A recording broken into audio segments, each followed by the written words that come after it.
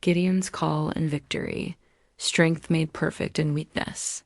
From fearful farmer to reluctant warrior, the land of Israel groaned under oppression. For 7 years, the Midianites swept through like a devouring swarm of locusts raiding villages, stealing crops, driving Israel into caves and hiding places. Hunger and despair hung over the nation. Once again, they cried out to the Lord for deliverance. And God answered not with a mighty warrior already seasoned for battle, but with a fearful farmer named Gideon. The Call of Gideon. Gideon was threshing wheat in secret, hiding from the Midianites, when the angel of the Lord appeared and greeted him with words that seemed absurd. "The Lord is with you, mighty warrior."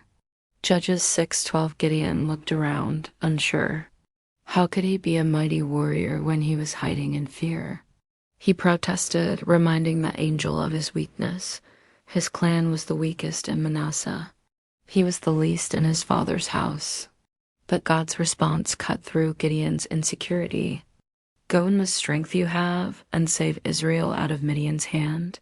Am I not sending you?" The strength Gideon needed did not come from himself, but from the God who called him. Signs of assurance. Still uncertain, Gideon asked for signs first with an offering consumed by fire. Then with the famous fleece tests, dew on the fleece but dry ground one night, then the reverse the next. Patiently, God granted Gideon reassurance. This was no ordinary call. God was shaping a leader who would learn to rely not on his own power, but on the Lord. The army reduced. When Gideon finally gathered his forces, 32,000 men assembled to fight Midian's massive army. But God had a different strategy. "Too many soldiers," he said. If Israel won with such numbers, they would boast in their own strength. First, Gideon sent home the fearful, leaving 10,000. Then, God tested them by how they drank water. Those who lapped with their hands were chosen. In the end, Gideon was left with only 300 men. Against a countless host, this was humanly impossible. But that was the point. Victory would come by God's hand alone. The battle in the night. At night, Gideon and his 300 surrounded the Midianite camp. Each man carried a torch hidden inside a clay jar, along with a trumpet. At Gideon's signal, they smashed the jars, lifted the blazing torches high, and blew the trumpets. Their battle cry rang out across the valley, a sword for the Lord and for Gideon. Panic seized the Midianites.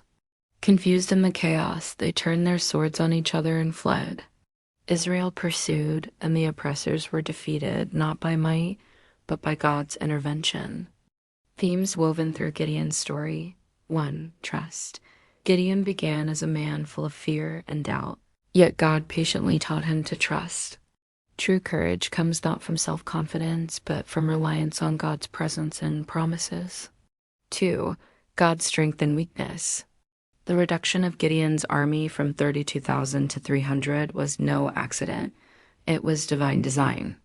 God deliberately chose weakness to display his strength, so Israel would know their salvation came from him alone.